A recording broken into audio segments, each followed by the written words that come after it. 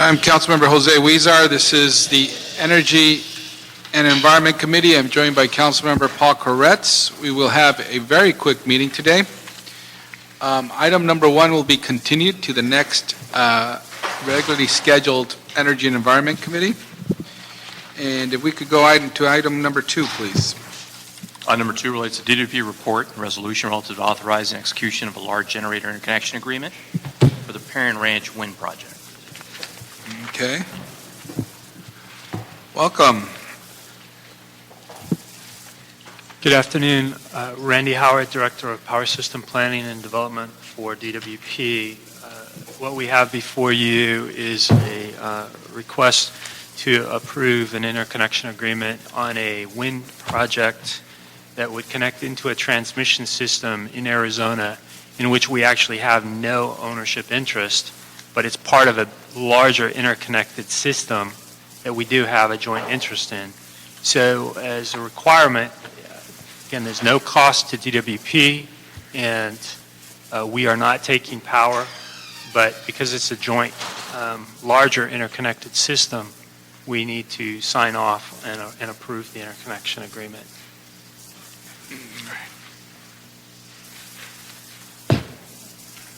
This did go before the Federal Energy Regulatory Commission in a settlement phase, and they did also indicate that all parties do need to approve this project and let it move forward for interconnection. So we would just ask your approval. Yep. Okay, any questions? Mr. Koretz? No, I don't have any questions. I think it's great that we support important alternative energy projects like this one. So I'm all the way in support. Okay. Well, thank you. We have one public speaker. And when the speaker comes up, if you could pronounce your name. I've written really quick. So William Shinowork. I'm opposed to this because it gets us down the path to spending, in my estimate, about $32 billion, which is about $10,000 per person on stuff. And if you look at what happened, the FERC just canceled cap and trade, and they just canceled the summer gasoline. So when the politics change, they pull the rug out from under you, and then the economics of all this stuff is so bad, it won't maintain taxes and maintenance, so it'll all go in the junk pile. So it's, in my estimate, $32 billion of what's going to be junk in a few years. That's all in here. Great. Thank you very much. We will move that item forward unless another council member comes to committee as a motion from the chair. Okay. To committee, to council. Next item. Number 3, Public Works report relative to the revised Japanese garden fee schedule. Staff from the Bureau of Sanitation.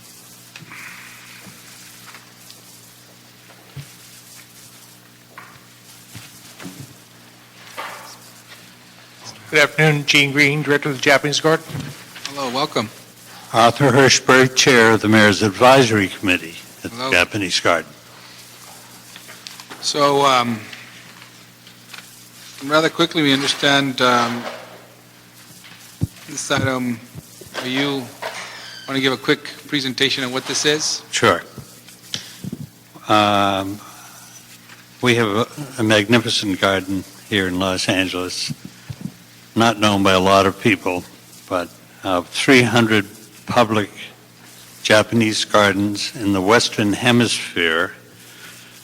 We're ranked by an organization that looks at the gardens for authenticity, beauty, maintenance, and so on. And out of 300, not just in the United States, but in the Western Hemisphere, we rank number 12, which is quite amazing. We are presently, we feel, we undercharge for what we provide for the public by a considerable amount. You should have the paper showing what the amounts are that are charged at other places. Now, this has no impact fiscally on the city. We use these funds strictly for improvement and special needs at the Japanese Garden.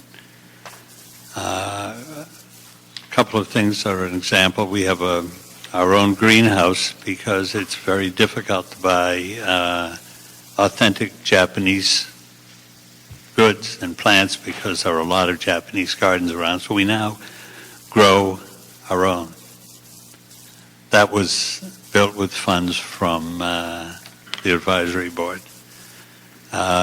We have a magnificent nursery where we grow our plants for replacement.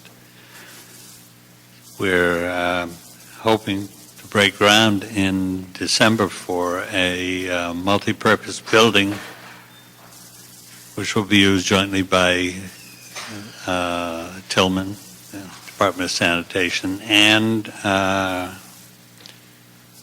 is it Reckon Parks? No, us. I know, but the third party that has a position in the building. Just two. It could be water and power in the future because of the use of reclaimed water. Right. An educational venue upstairs, and downstairs a multi-use in the office space for the Tillman staff and the garden staff. So we are using funds to purchase ancillary products to beautify the interior of the building. So how much revenue do you anticipate raising through these revenues? Through this fee increase, I mean? Yeah, first of all, I'll let you know that the funds that are raised and have been raised through the period of time all go to a Japanese Garden Trust Fund. And that trust fund's been set up to only spend back for programs like we have a docent volunteer program of over 65 people that we fund their Happy Goes, we fund the programs, we fund the gift shop. So that's where it starts at, and this is why we have to look to the future on what things are costing. The revenue generated per year would probably be in the neighborhood of $35,000 to $40,000. And that would be So it's profit. going to be double of what you raise now? I think we're about 31. We don't expect a major increase in this. It's the advisory group had started asking for a $4 and a $6 increase, and through discussion we went down to 3 and 5. We have 2 major events per year, Origami and Ikebana.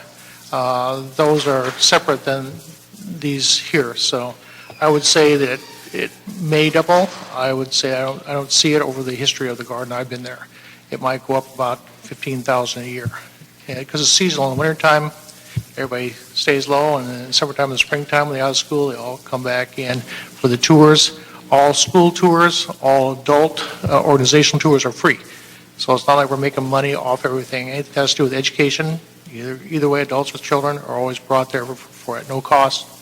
And any programs we put on, we had a senior health fair there that was through Tony's office, and that was all free. So we do have some free events also. Thank you. Any questions, Mr. Kretz?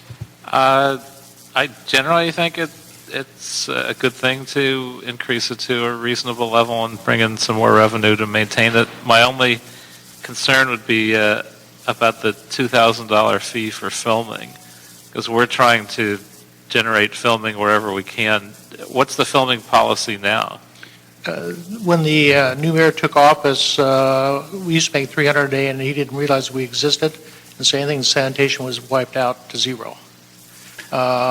This $2,000 fee, if you look at what others charge, what it does is our facility, we allow all the equipment to come on site, all the craft services to come on site. We hire a monitor from Film LA, and so this fee here is basically to help for everything gets damaged at some point or another in a garden. So sometimes some of this money is put back in to correct what's damaged. So this is what we discussed over 3 or 4 years of filming fee would be appropriate for a scale garden that we have in the city, which is number 12. It's unique to anywhere, and that's why we feel it's justified. We've always worked with film companies, always. And again, have them all on site, not have to pay for parking off site, but pay for their equipment off site. We feel that having this all there, this fee would include all that. So We've been charging nothing, to Not answer your question, for Well, that- filming. But people do come and film on occasion. Yes. yes, Very definitely. It's a very popular place for filming. Well, if you've seen the facility, and that in combination with the administration building for Tillman, which is a magnificent building, it's very popular. Yeah, I'd be inclined to try and keep it that way. I've been encouraging the city to get to zero charge wherever possible, and parks and Griffith Park Observatory and some of the places like that still do charge. I'd actually like to see us go in the other direction and not charge anything for filming anywhere in the city of LA so that we can keep attracting and keeping our business here. Thank you very much, Mr. Koretz. I'll move that item forward with recommendation from the chair. Mr. Chair, my one objection would be the filming piece, so Okay. I don't know if you would consider taking that out or reducing the number, but I think that would be a possible discouragement. Well, why don't we do this? If we could discuss that item with the council member from the area, Mr. Cardenas, between now and the time it gets to council. That sounds fine. It's a recommendation from the chair anyway, so we can't really change anything at this point. Okay, that sounds fine. We don't have a quorum, so we just want to move it to council. Okay. Well, I'll raise that with Mr. Cardenas. Perfect. Thank you. Thank you. Thank you very much. Thank you for your time. Thank you. Seeing no other items, meeting is adjourned. Thank you. Boy, that was a strenuous meeting. Yeah. That's a record for us.